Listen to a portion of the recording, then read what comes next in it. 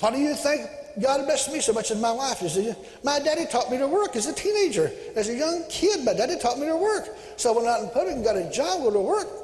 I went to work for A&P Company when I was a real young teenager.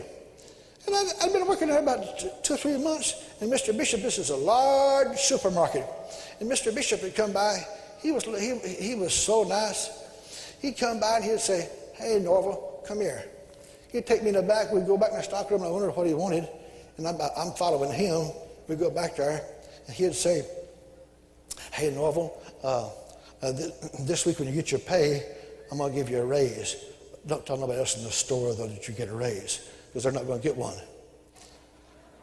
I said, well, you don't have to give me one unless you just want to. He says, no, he says, this night watchman of the store stays there all night long.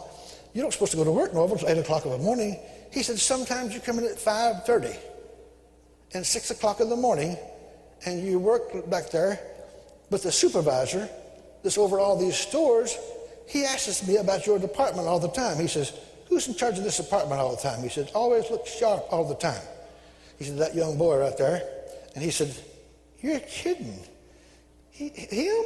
How old is he? 17? He said, yeah, probably. About 17. He says, he kept coming by, and one day he gave me about 4 or 5 raises like that. He said, don't tell nobody else, they're not going to get one. But he said, I never had an employer like you before, Norval. I never had no employer like you before. I said, I never had an employer before that was supposed to come to work at 8 o'clock, and they come in at 5:30 and 6 o'clock and go to work in their department. I said, oh yeah. I said, I don't mind staying 2 or 3 hours after if the store needs me. You don't have to pay me for it. What do I care? I just want to do a good job, praise the Lord.